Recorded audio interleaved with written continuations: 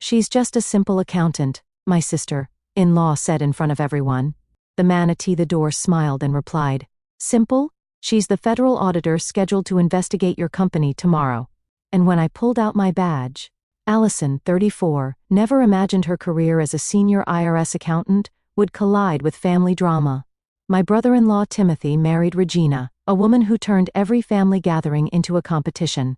Regina's successful real estate development company gave her endless ammunition against my boring government job.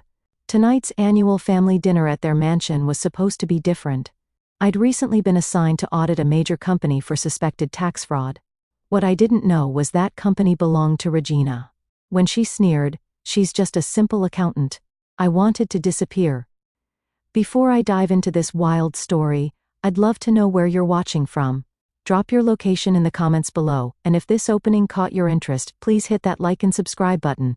Trust me, you'll want to stick around to see what happened when that federal investigator knocked on the door, just as Regina was in the middle of mocking my career. My relationship with Regina has been complicated since I married Marcus 5 years ago. Marcus is wonderful, compassionate, intelligent, and supportive in most ways. But when it comes to standing up to his sister Regina, he falls painfully short.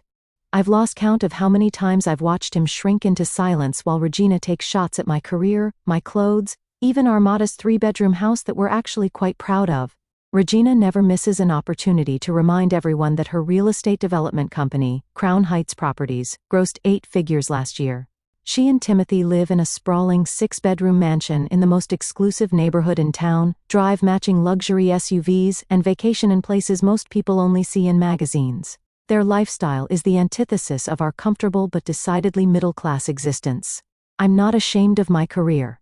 I worked hard for my CPA certification and specialized in forensic accounting because I believe in financial integrity. 3 months ago, I received a promotion to senior investigative accountant at the IRS, a position that came with more responsibility, and a modest pay increase that Marcus and I celebrated with a nice dinner and a bottle of wine we'd been saving.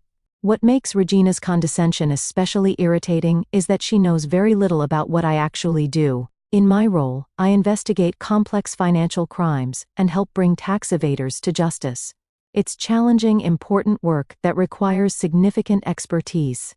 But I've always kept the details of my cases private, maintaining a strict separation between my professional and personal life. 2 weeks ago, my boss Gerald called me into his office with unusual urgency. "Allison, I'm assigning you as lead on the Crown Heights investigation," he said, sliding a thick folder across his desk. "The preliminary work suggests serious discrepancies.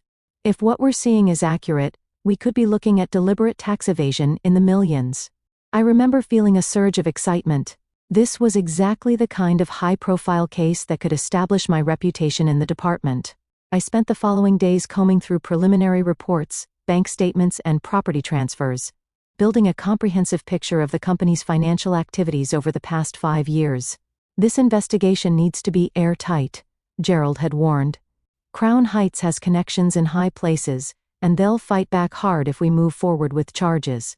I threw myself into preparations, working late most nights, creating detailed spreadsheets and analysis frameworks.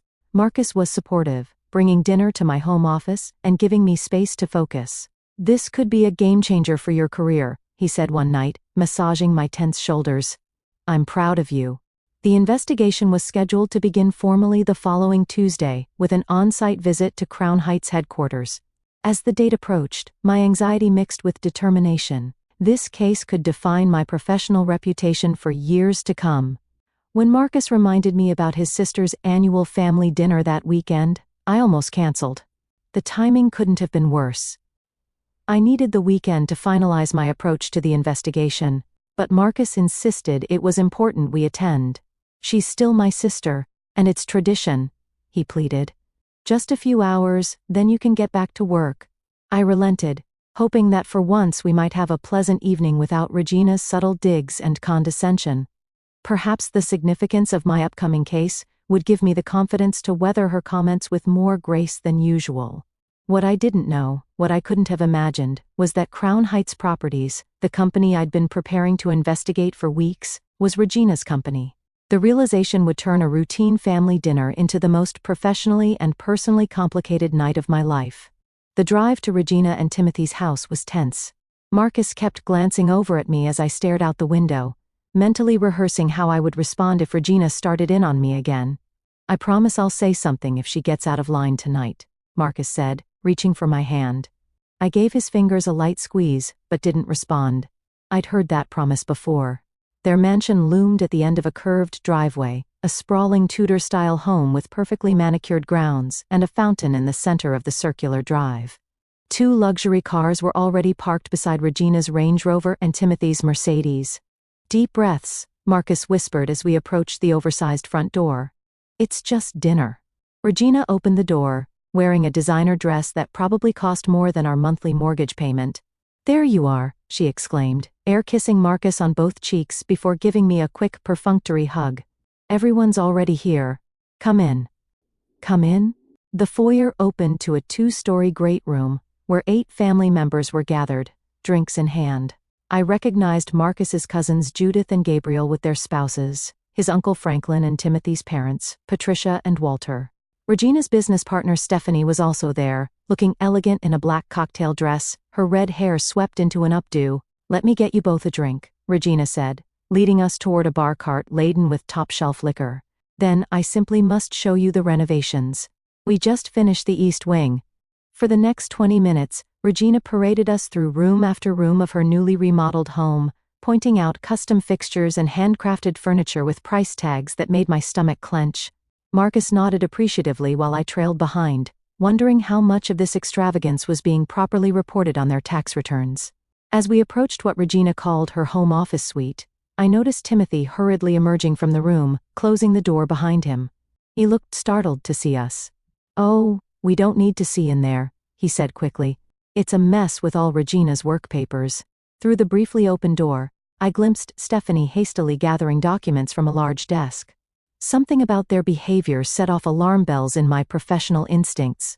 "What kind of work do you bring home?" I asked casually. Regina waved dismissively. "Oh, just some property assessments and investment projections. Nothing that would interest you, darling." As we moved on, I heard Stephanie's hushed voice from inside the office. "We need to fix these books before anyone sees them." The timing couldn't be worse. My heart began to pound. The company name hadn't been mentioned, but a terrible suspicion was forming in my mind. Crown Heights Properties was a major real estate development firm in our region. Could it possibly be Regina's company?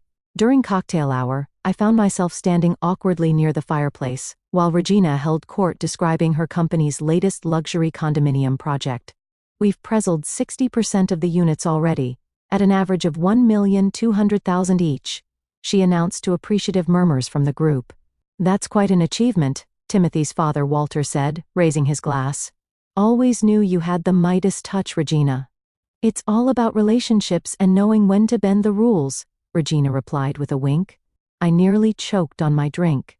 In my line of work, bending rules was often code for tax evasion or financial fraud. I glanced at Marcus, who was deep in conversation with his cousin Gabriel across the room, oblivious to my growing discomfort. Stephanie sidled up beside me, her expression tense despite her social smile. "So, Allison, Regina tells me you work for the government?" "That's right," I replied carefully. "I'm an accountant with the IRS." A flash of something anxiety? Fear? Crossed her face before she composed herself. How fascinating. I imagine that must be very structured work. "It has its moments," I said, watching her closely.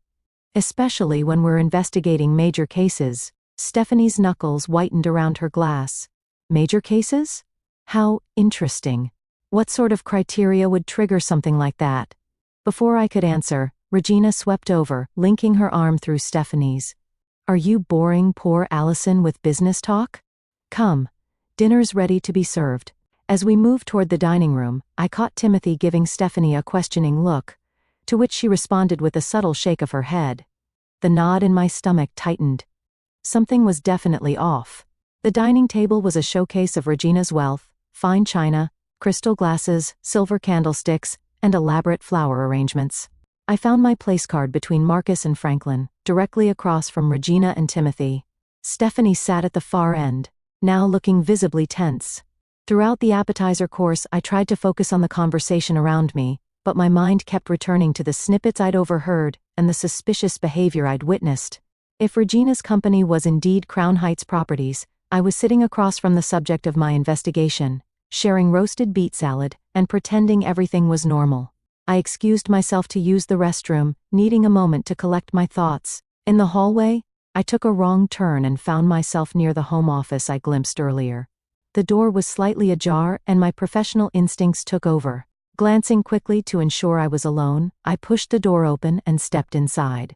The large desk was mostly cleared now, but a folder had been left behind in what appeared to be a hasty cleanup. The label on the tab read, Crown Heights Properties, Tax Planning 2024 to 2025. My suspicion confirmed, I felt a cold wave of realization wash over me. Tomorrow, I would be leading an investigation into my sister-in-law's company. I returned to the dining room just as the main course was being served by the catering staff Regina had hired for the evening. A perfectly cooked beef tenderloin with truffle mashed potatoes and asparagus was placed before each guest, along with a fresh pour of what Timothy announced was a $300 bottle of Cabernet from our recent Napa Valley trip. My appetite had vanished completely, but I pushed food around my plate and sipped water, trying to appear normal, while my mind raced with the implications of what I discovered. "So, Allison," Walter said from the end of the table, "Marcus tells me you recently received a promotion. Congratulations." Before I could respond, Regina cut in. "Yes, moving up in the world of government work. From what cubicle to which cubicle was it again?" A few uncomfortable chuckles circled the table. Marcus frowned but remained silent. "Actually," I replied evenly, "I was promoted to senior investigative accountant. It involves leading major financial investigations." Patricia leaned forward with genuine interest. "That sounds quite impressive. What sort of investigations do you handle?" I opened my mouth to give a general answer when Regina laughed loudly. "Oh, Mother Timothy, don't encourage her.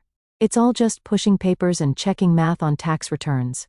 She turned to the table at large. "Let me tell you about Allison's exciting life." The room seemed to shrink as Regina stood, wineglass in hand. "She's just a simple accountant, folks." Her voice took on a mocking tone. "She gets up every morning, puts on her sensible shoes and her government-approved blazer, drives her economic car to her little cubicle, and spends 8 hours making sure ordinary people haven't claimed too many deductions on their tax returns." My cheeks burned as Regina continued, gesturing dramatically.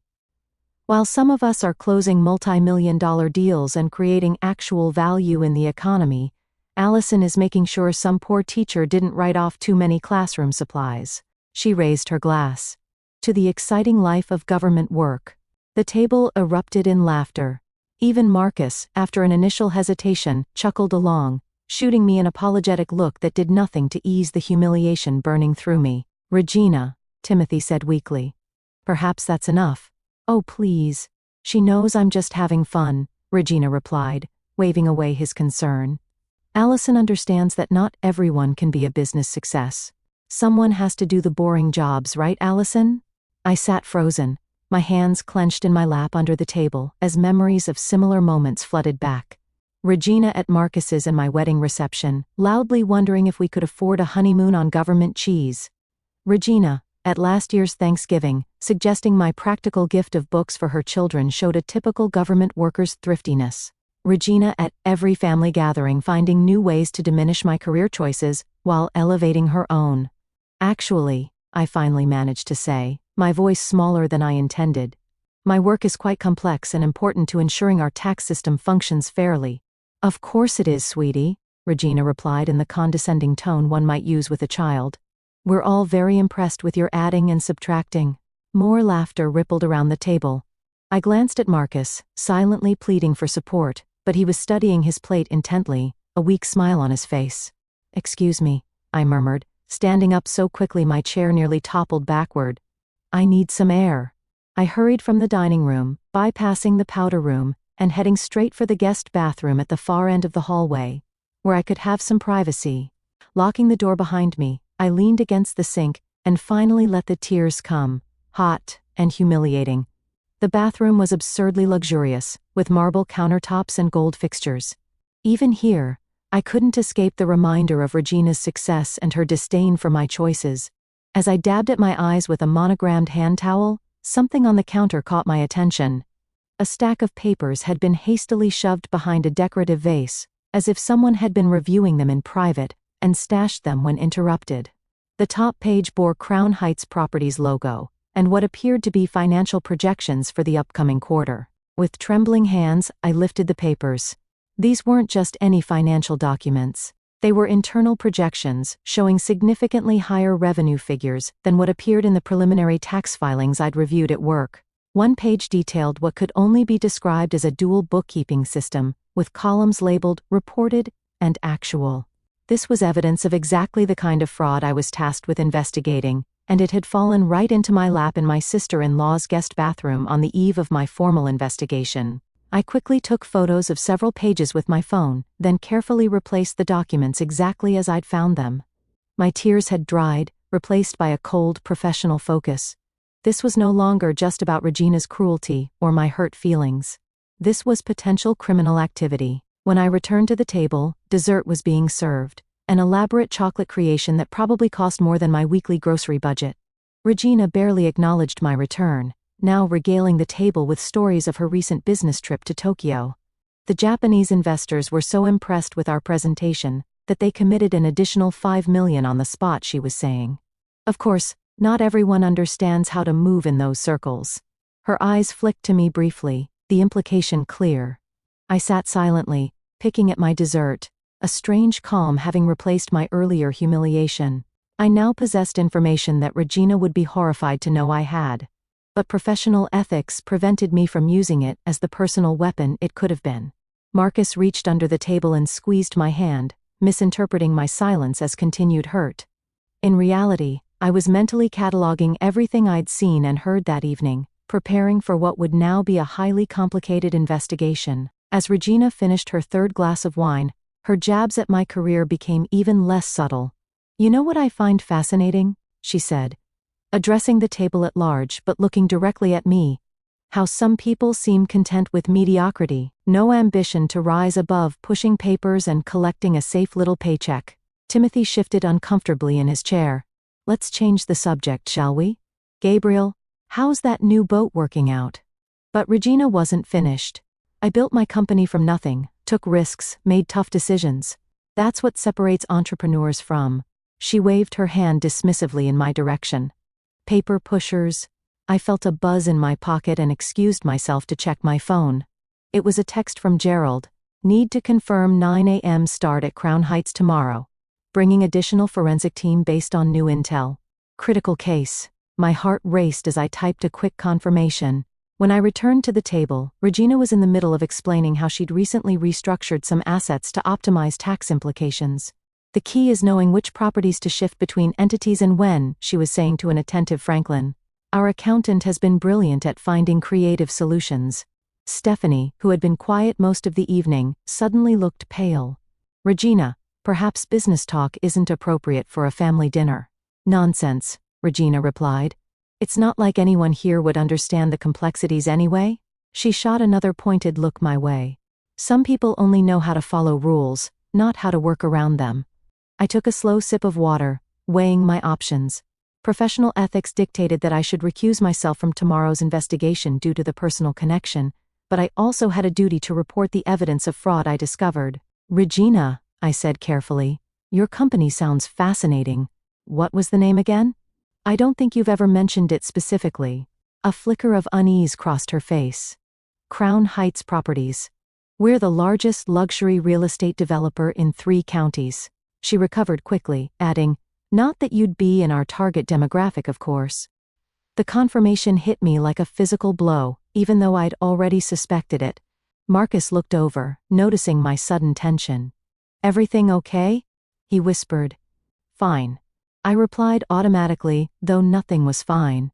I was sitting across from the subject of a major fraud investigation, who also happened to be my sister-in-law, who was actively mocking my profession without realizing I was about to investigate her company. My phone buzzed again. Another text from Gerald, "Sending Leonard over with preliminary documents you requested. He has your address, but said you're at a family dinner?" I excused myself once more, stepping into the hallway to call Gerald directly. "I can't talk long. I said quietly when he answered. There's a complication with tomorrow's investigation. I'm currently at a family dinner at the home of Crown Heights owner. What? Gerald's shock was evident. Regina Blackwell is your sister-in-law? The Regina Blackwell we've been investigating for months. Yes. I didn't make the connection until tonight.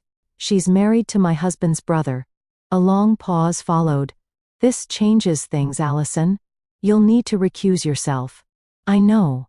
But there's more. I've accidentally discovered evidence of dual bookkeeping.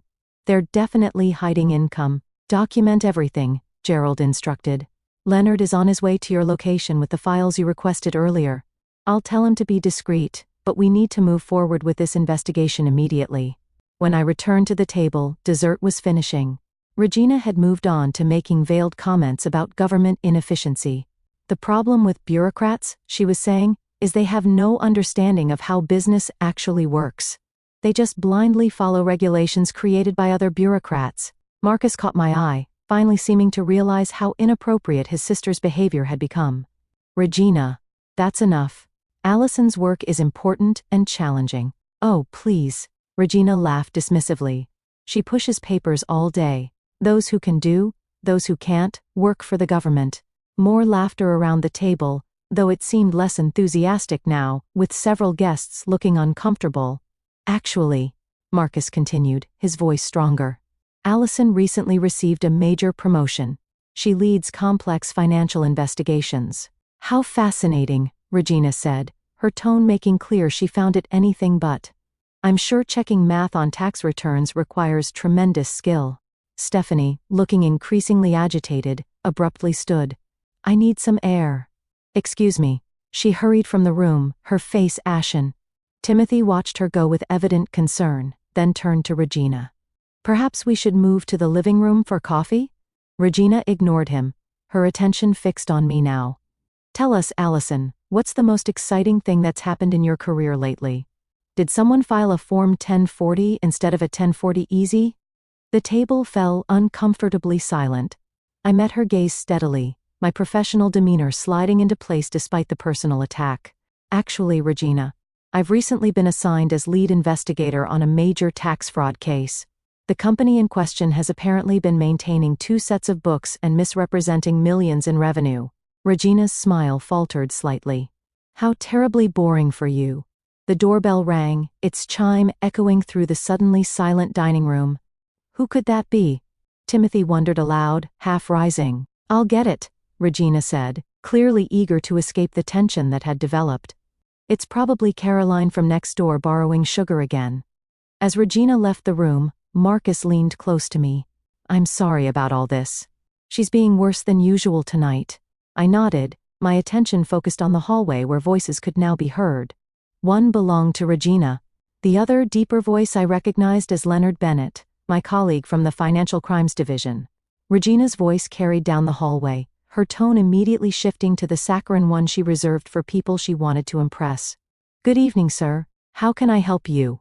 Good evening, ma, Leonard's professional baritone replied. I'm looking for Allison Wright. I was told she's here for a family dinner. The dining room fell silent as everyone strained to hear the conversation at the front door. I sat frozen, knowing what was about to unfold but powerless to stop it. Allison? Regina's voice took on a dismissive edge. What business do you have with her? I have urgent documents she needs to review before tomorrow morning, Leonard explained. It's regarding a federal investigation. I could picture Regina's patronizing smile, the one she always wore when discussing my career. Timothy half rose from his seat looking concerned. She's just a simple accountant, Regina said, her voice now clearly audible to everyone at the table. Whatever government paperwork you have can surely wait until Monday. There was a pause, and I knew without seeing that Leonard would be standing straighter, his expression shifting to what we in the office called his federal face. Simple. Leonard's voice was calm but carried a weight of authority that silenced the room. She's the federal auditor scheduled to investigate your company tomorrow. And based on our preliminary findings, Mrs. Blackwell, you should be very concerned. The silence that followed was absolute. I could hear the ticking of the ornate grandfather clock in the hallway, and the soft gasp from Stephanie at the end of the table. Regina appeared in the dining room doorway, her face drained of color, Leonard standing behind her with a leather portfolio tucked under his arm. Her eyes found mine, widening with a mixture of shock, confusion, and the first flickers of fear. "What is he talking about, Allison?" Her voice had lost its usual confident edge. I stood slowly, smoothing my napkin on the table. "Leonard, I didn't expect you to come here. I thought we were meeting tomorrow." Leonard stepped around a still frozen Regina. "Gerald thought you should see these tonight. The situation has escalated." He handed me the portfolio, his expression grave. "We've received additional documentation from a whistleblower at Crown Heights that confirms our suspicions. The investigation has been upgraded to include potential money laundering." Timothy knocked over his wine glass, sending red liquid spreading across the white tablecloth. "Money laundering? Regina, what the hell is going on?" Stephanie suddenly stood, wobbling slightly. I don't feel well." She rushed from the room, hand over her mouth. Regina remained in the doorway, her usual poise completely shattered. "This is ridiculous. There must be some mistake." She turned to me, her expression hardening. "Is this some kind of twisted revenge for a few harmless jokes, Allison?" The accusations stung, but I maintained my professional composure. "This investigation has been ongoing for months, Regina. I only realized tonight that Crown Heights was your company." I opened the portfolio, scanning the documents inside. "And based on what I'm seeing here and what I accidentally discovered in your guest bathroom, the concerns appear to be valid. You went through my personal papers?" Regina's voice rose shrilly. "They were left out in plain sight," I replied calmly. "And as a federal agent who has reasonable suspicion of tax fraud, I had both the right and obligation to note their contents." Marcus stood beside me, his face a mask of confusion. "Allison, what's happening? Are you really investigating Regina's company?" "I was assigned a case 2 weeks ago," I explained. "I had no idea it was Regina's company until tonight." Timothy approached his wife, his face ashen. "Regina, tell me this isn't true. Tell me you haven't been cooking the books." Regina's shock was rapidly transforming into calculated damage control. "It's all a misunderstanding," she said, her voice steadying. "Our accounting is complex, but completely legal. Franklin handles all the details." "Franklin Mercer?" Leonard asked sharply. "We've already interviewed Mr. Mercer this afternoon. He's been quite forthcoming about the creative accounting he was instructed to implement." Regina's composure crumbled entirely. "He wouldn't dare. I paid him well to ensure everything was properly managed. To commit fraud on your behalf," I corrected quietly, still reviewing the documents Leonard had brought. The evidence was damning. Bank statements showing deposits that never appeared in tax filings, property transfers between shell companies designed to hide assets, and emails from Regina explicitly instructing Franklin to make the numbers work, regardless of reality. The family members around the table watched in stunned silence. Judith was whispering frantically to Gabriel. Patricia had her hand pressed her mouth in shock. Walter looked thunderous. His earlier pride in Regina's business acumen transformed to anger. "I think," Franklin said slowly, "that we should all calm down and discuss this privately." He turned to the table. "The rest of you should probably leave. This appears to be a sensitive matter." Judith and Gabriel needed no further encouragement, quickly gathering their things and making awkward goodbyes. Patricia and Walter lingered, concern for their son evident, but Timothy tersely suggested they head home. "I'll call you tomorrow," he promised, not meeting their eyes. As the other guests hurriedly departed, Timothy rounded on Regina. "Tell me exactly what you've done. Now." Regina's eyes darted between Timothy, Leonard, and me. Then, with a sudden shift in demeanor, she laughed brutally and approached me, lowering her voice. "Allison, be reasonable. We're family. Surely there's some arrangement we can come to." Her hand touched my arm. "I've always admired your integrity. Perhaps you could use your position to guide us through this little misunderstanding." Leonard stepped forward. "Mrs. Blackwell, are you attempting to influence a federal investigation?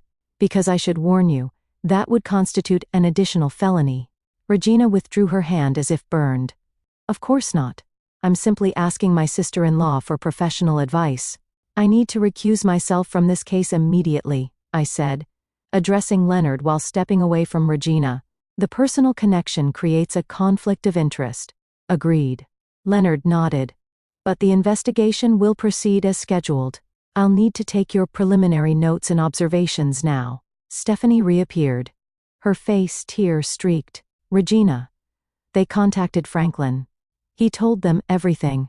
Her voice broke. He told them about the offshore accounts, the false invoices, all of it. Timothy sank into a chair, his head in his hands. What have you done? Regina's carefully maintained facade finally shattered completely. What I had to do, she shouted. Do you think all this comes easy? She gestured wildly around her lavish home. The market was crashing. We were going to lose everything. I made decisions to protect us, to protect our lifestyle. By breaking the law, Timothy said flatly, by risking prison. Marcus, who had been watching the scene unfold in stunned silence, finally found his voice. Allison, did you know about this before tonight? No. Truthfully. I knew I was investigating a company called Crown Heights Properties, but I never connected it to Regina. She's never mentioned her company name before. Regina laughed bitterly. Of course not. Why would I discuss business with a simple accountant? The cruel joke that had humiliated me earlier now echoed back with ironic weight. The simple accountant had uncovered what appeared to be millions in tax fraud, and Regina's carefully constructed world was crumbling around her. Leonard cleared his throat, breaking the tense silence that had fallen over the dining room. Mrs. Wright, I need to speak with you privately about your recusal and the transition of the case. I nodded, following him to a corner of the room while Regina hissed urgent instructions to Stephanie, who was frantically texting someone. Given the circumstances, you'll need to formally recuse yourself first thing tomorrow, Leonard explained quietly. All evidence you've observed tonight, including the documents you photographed, will need to be properly logged through official channels. I understand completely, I assured him. I'll prepare a full report tonight and submit everything through the proper protocols. Across the room, Regina's desperate damage control continued. Call Samuel, she urged Timothy. He'll know which judge to contact. We can get an injunction, delay the investigation until we can fix this. Timothy stared at his wife, as if seeing her for the first time. Fix this? Regina, they have evidence. They have Franklin's testimony. There's nothing to fix. There's always something to fix if you throw enough money at it, Regina snapped, her voice rising.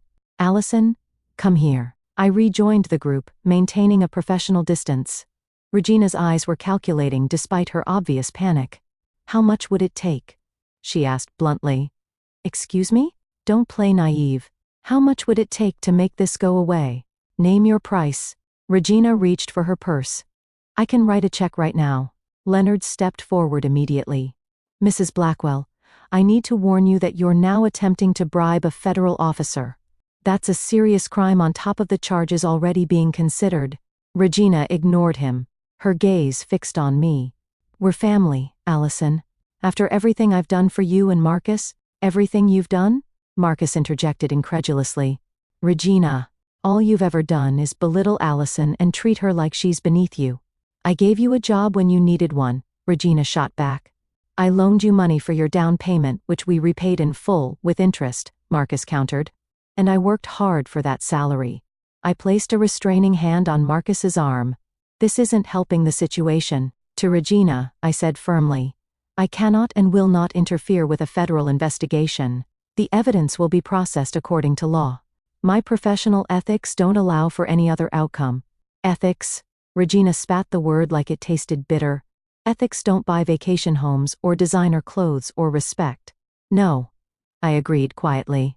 But they let me sleep at night. Stephanie, who had been pacing nervously by the window, suddenly broke down. I can't do this anymore. I can't. She turned to Timothy, tears streaming down her face. I tried to stop her. I told her the offshore accounts were too risky, that the shell companies were too obvious. But she and Franklin kept pushing forward. You knew about this? Timothy asked, his voice hollow. Stephanie nodded miserably. Not everything. Not at first. But enough. I convinced myself it was just aggressive tax planning, not actual fraud. But then the documents started disappearing, and Franklin started talking about creative solutions, and suddenly we were falsifying invoices and backdating contracts. Regina's face contorted with rage. Shut up, Stephanie. Not another word. But Stephanie continued, the words pouring out now.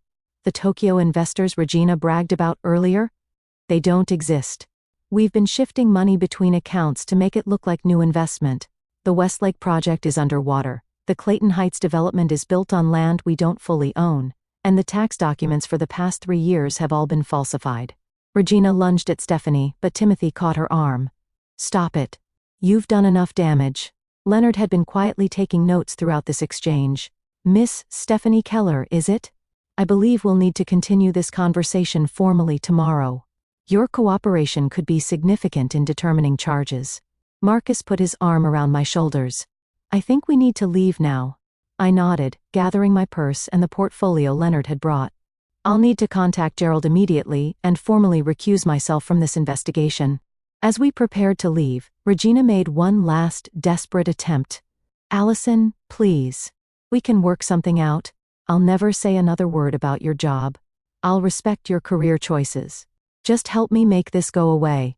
I looked at the woman who had belittled me for years, now reduced to begging for the help of this simple accountant she'd mocked just hours earlier. I can't do that, Regina. The investigation will proceed, but with another lead agent. In the car, the silence was deafening. Marcus gripped the steering wheel so tightly his knuckles were white. I had no idea, he finally said, about any of it. Regina's fraud, your investigation, none of it. I know, I assured him. I didn't make the connection myself until tonight.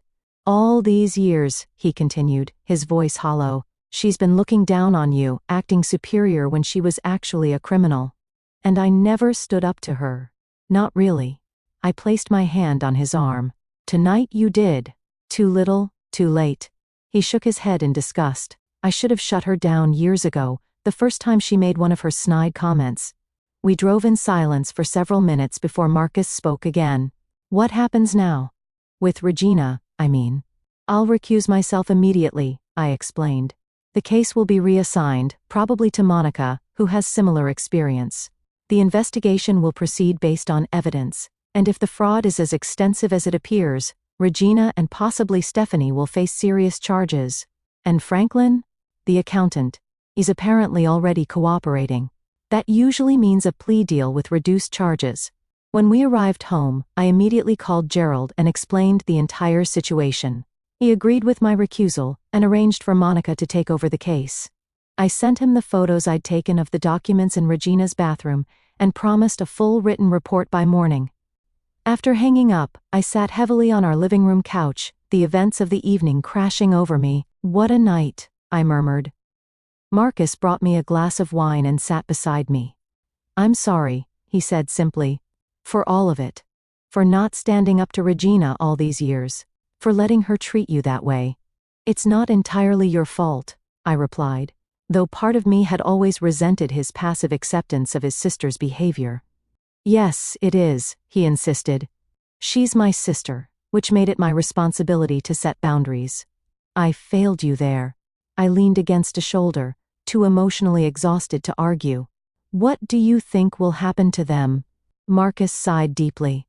Based on what Stephanie revealed, prison time seems likely. At minimum, they'll lose the business, probably most of their assets. The thought brought no satisfaction, only a complicated mixture of professional vindication and personal sadness for the family chaos that would follow. I never wanted this, I said softly. I never wanted to be the one to bring down your sister. You didn't, Marcus replied firmly. Regina brought herself down. You are just doing your job, the important, complex job she spent years mocking. The irony wasn't lost on either of us. This simple accountant had discovered what Regina's wealth and success had been built on: lies, fraud, and criminal activity. Monday morning arrived with a surreal quality. While my colleagues buzzed about the Crown Heights investigation, I sat in Gerald's office, formally signing the recusal documents. You handled this with remarkable professionalism, Allison, Gerald said, reviewing my detailed report. Lesser agents might have been tempted to use their position inappropriately, given the personal connection. Never crossed my mind, I replied honestly. The integrity of the investigation is paramount, Gerald nodded approvingly. I've assigned Monica as lead. She's been briefed on all aspects of the case, including the unusual circumstances of discovery. Monica was waiting outside Gerald's office, her expression sympathetic. Quite a family dinner you had, she commented as we walked toward the conference room where the investigative team was gathering. One for the record books. I agreed wryly. Over the following weeks, the case against Crown Heights Properties unfolded with devastating thoroughness. Franklin Mercer, Regina's accountant, provided prosecutors with years of documentation detailing systematic tax evasion, falsified records, and illegal property transactions. In exchange for his cooperation, he received a reduced sentence of 2 years. Stephanie Keller also cooperated, revealing that she had objected to many of Regina's schemes, but had ultimately gone along out of loyalty and fear of losing her position. She faced lesser charges but still significant financial penalties. The family fallout was as severe as I'd expected. Timothy filed for separation, his reputation in the business community tarnished by association.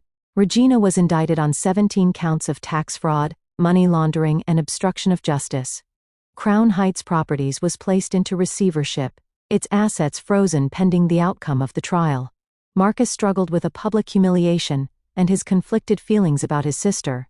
But to my surprise, he finally found his voice. When Regina called, demanding he convince me to somehow intervene, he firmly refused. "You did this to yourself," I overheard him saying on the phone. "Allison is one of the most ethical people I know, and the way you've treated her over the years was inexcusable. Even now you're not sorry for what you did, only that you got caught." After he hung up, he looked both drained and somehow lighter. "That felt long overdue," he admitted. At work, I was surprised to find my handling of the Crown Heights situation had earned me significant respect. Gerald called me into his office a month after the investigation became public. "The director was impressed by your ethical handling of the Crown Heights case," he informed me. "There's an opening for division supervisor in the Special Investigations Unit. I've recommended you for the position." The promotion came with a substantial salary increase and leadership of a specialized team focusing on complex financial crimes. The irony wasn't lost on me. Regina's mockery of my simple accounting job had inadvertently led to a career advancement that put me in charge of investigations even more significant than hers. The most unexpected development came 6 months later when Timothy reached out to Marcus suggesting a family Thanksgiving dinner, the first since the incident, as everyone now referred to it. "Regina won't be there," Timothy explained when we arrived at what had once been his and Regina's mansion, now significantly downsized following asset seizures. "She's still awaiting trial, but her lawyers arranged for her to stay with her parents." The dinner was awkward at first, with Patricia and Walter clearly uncomfortable around me, but as the evening progressed, Timothy made a point of asking about my work, showing genuine interest in my recent promotion. "I owe you an apology," he said quietly while helping me clear plates from the table. "I sat through years of Regina belittling you, and I never said a word." "You weren't the only one," I replied, glancing at Marcus. Still, I knew some of what was happening with the company, not all of it, but enough that I should have asked questions. He shook his head. "I chose to look the other way because I enjoyed the lifestyle. In a sense, I'm as guilty as she is." His honesty was unexpected and appreciated. "What will you do now?" I asked. "Start over," he said simply, "with a legitimate business and a much smaller house." 2 weeks after Thanksgiving, I received a letter from Regina. I almost didn't open it, expecting more accusations or pleas for help. Instead, I found something unexpected, what appeared to be a genuine apology. "I've had a lot of time to think," she wrote. "My actions weren't just illegal, they were a betrayal of the values our parents taught us. Worst of all was how I treated you. My mockery came from my own insecurity. Deep down, I envied your integrity, the respect you earned through honest work, rather than wealth and showing off. I don't expect forgiveness, but I wanted you to know that I understand now what true success looks like. It looks like you." I shared the letter with Marcus, who read it with raised eyebrows. "Do you think she means it?" "I'm not sure," I admitted, "but it's a start." The following spring, I was invited to speak to a class of accounting students at the local university about ethics and financial investigation. Looking out at the eager faces, I shared the most important lesson from my experience. "Technical skills matter in this profession," I told them. "But integrity matters more. There will be moments in your career when doing the right thing is difficult, when personal connections conflict with professional responsibilities. In those moments, remember that your reputation and self-respect are worth more than any short-term advantage." After the lecture, a young woman approached me. "I want to work for the IRS someday in financial crimes," she said enthusiastically. "But my family keeps telling me I should go into private practice where the money is better." I smiled, recognizing a younger version of myself in her earnest expression. "The work we do ensures that everyone plays by the same rules, that the tax system that funds our schools, roads, and social safety net functions fairly. There's value in that beyond any paycheck." Back in my office, now considerably larger than the cubicle Regina had mocked, I found a notice that Regina's case had been resolved through a plea agreement. She would serve 3 years in federal prison, followed by 5 years of supervised release, and make restitution of over $12 million in back taxes and penalties. I felt no satisfaction at the news, only a complicated sadness for the family trauma her actions had caused.